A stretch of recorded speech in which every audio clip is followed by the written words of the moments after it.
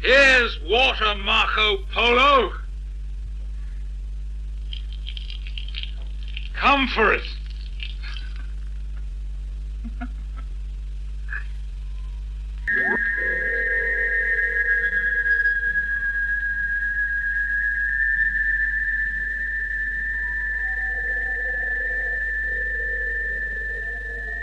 What has happened to Tigana?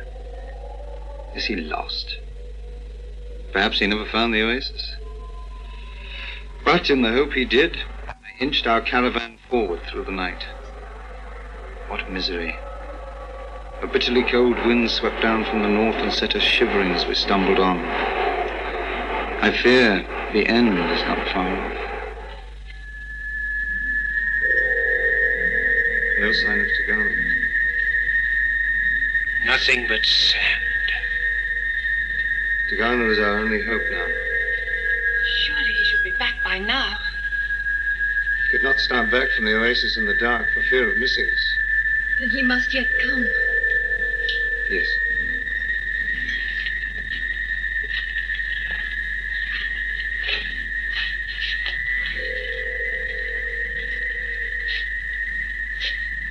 Hot again soon, Marco. And we better get started. We would not get very far, Leon. No, we must wait here. The doctor and Susan are still in the TARDIS. Oh, let them sleep, Barbara.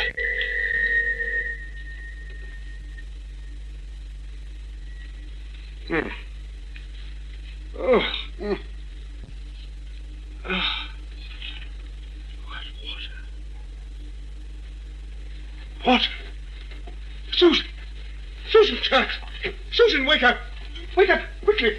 Get some cloths and cups. All right, Look, we must catch some water. We mustn't waste a drop. Come along, child, wake up. Quickly. Look at it streaming down the walls. Look. We must collect this water. Water! We must, quickly, quickly.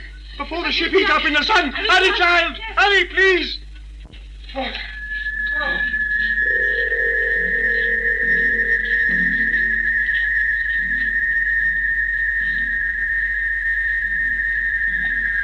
Not a sign of him. Water! Look! Water everywhere! Please, wait. Be careful. This was in your caravan. Yes, but it's not pure water, you see. You told me you weren't carrying any, Doctor. I haven't got any water, don't you understand? I wouldn't allow us to get into this state if I had water, young man. No, this is the water that was running up the walls. It was condensation. It's unbelievable. Condensation, do you understand? No, I do not understand. Just to make him understand, it was condensation up the walls of my ship. That old man lied to me. No, he did not Marco. lie. You remember, last night it was cold. Bitterly cold, Marco. The outside of the caravan cold, but the inside stayed warm, and so moisture formed on the inside. It's condensation. We just call it that. It's just a name. Look, Mr. Marco, it was running down the walls and from the ceilings. We took it in this. Look, we squeezed it in here, you see? You understand now? I have seen this happen. Let me see you drink it. Steady, not too much. Steady. Please. There were bandits here last night when I arrived, so I had to wait in hiding until this morning when they left. And then when I prepared to leave for you, I saw your caravan coming across the desert towards me. Had the doctor not discovered water, you might have been too late to save us again. And are these bandits likely to return? No, I overheard them saying they were going to ride for Karakoram. Karakoram? That used to be to the north on the Great Steppes. It still is, Bob.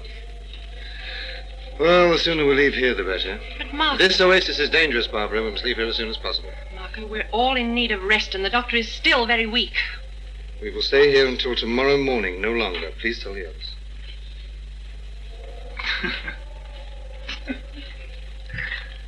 What amuses you?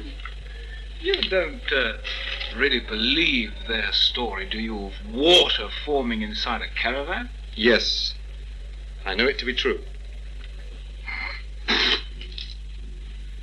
I think I can repair the circuit in a week, maybe less. We're leaving here tomorrow. Oh, we're always rushing around. 2 days less would do us all a lot of good. Marco's worried about bandits. Oh, rubbish. Tigana said there were some here last night. If they were very clean about it. What do you mean? Look, last night was very cold. But there's no sign of a fire having been lit. Now, perhaps they didn't want anyone to know they'd been here. Yes, that may be. But I think Tigana just used the bandits as an excuse for not coming back to us with water. Maybe. Well, the thing to do is to ask Tigana. Ask Tigana what?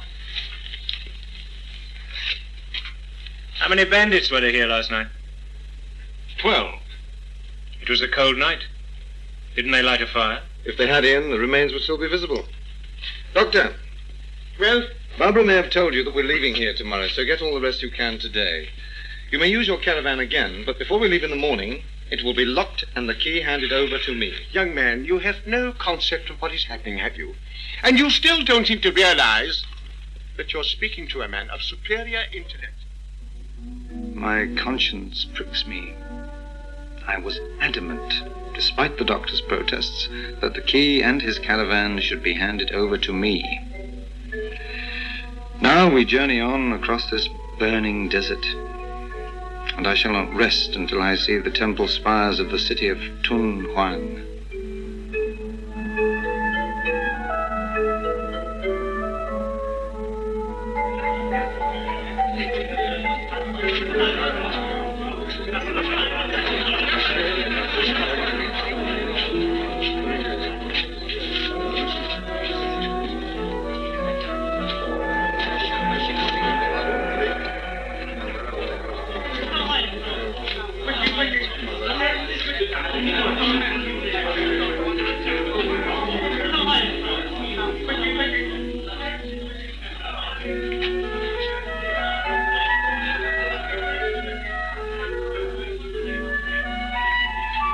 I've never seen so many temples in my life. Tunghuan is a famous city, Susan. Isn't the cave of 1,000 Buddhas near here? 1,000 Buddhas? Yes.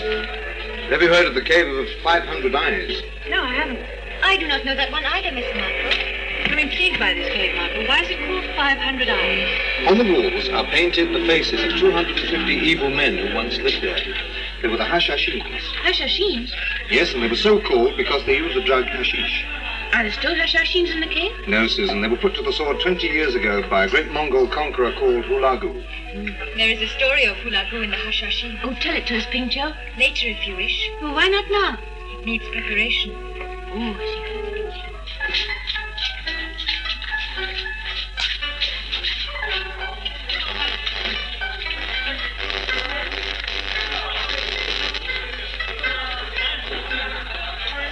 Seems we should be stopping here for a while. That means I can get on some more work. Repairing the circuit, young man. Aren't you forgetting something, Doctor? Don't you realize they will be much less vigilant? I should be able to sneak into the TARDIS, no worry at all. Yes, but you've given Marco Polo the key. A key, my boy, a key. What use do you think it's going to be to him? And where do you suppose I got that from, huh? No idea. I made it. Made it when? On the night at the Oasis. The only chance I had. She knows all about it, don't you, Susan? Crafty old fox. Grandfather, Yes? what do you know about the Hashashins? Oh, now let me think.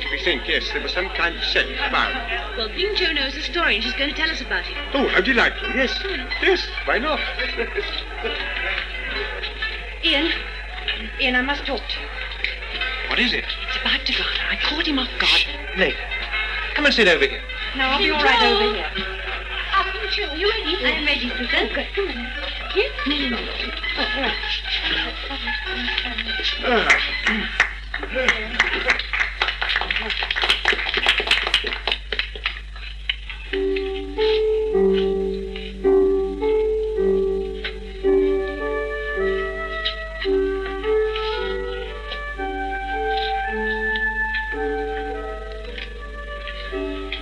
Gracious maidens, gentle lords, pray attend me while I tell my tale of Aladdin, the old man of the mountains, who by devious schemes, evil designs, and foul murders rule the land.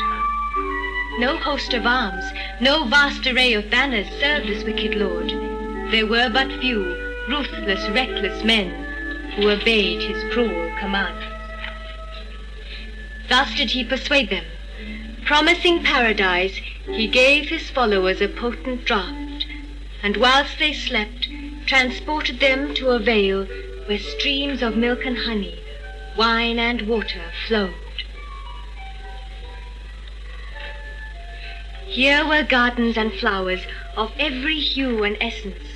Here too golden pavilions outshone the sun, and even the stars of heaven envied the bejeweled interiors, strewn with incomparable silks, tapestries, and treasures.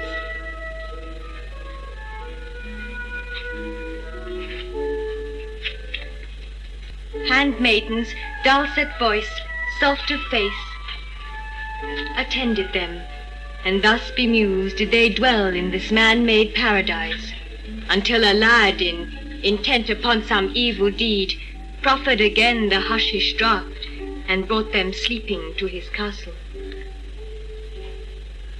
"What, Lord? Are we cast out of paradise? Awakening, they cried. Not so. Go abroad, seek out my enemies, and strike them down. But care not for your lives. Paradise is eternal."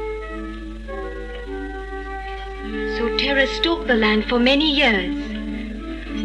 Then one day came mighty Hulagu to stand before Aladdin's lair for 3 long years in siege. Thus fell Aladdin and his men. Now honest hands reap harvests of life from the soil where death and evil reigned, and those who journey through the vale are heard to say, "'Tis truly paradise today."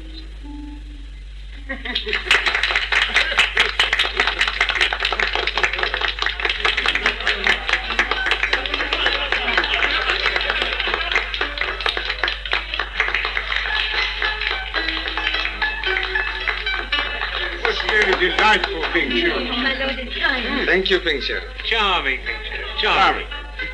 Susan, do you know that we use the word hashashin in English today? No? Yes, assassins. Assassin. Yes. Ping Chu, is the lair of Aladdin near here? No, Susan, it was on a mountain called Mount Alumat in Persia. Persia? But Master Marco said that Hulagu killed some Hashashins near here. So he did, Susan. Some of Aladdin's followers lived near here, in the cave of 500 eyes.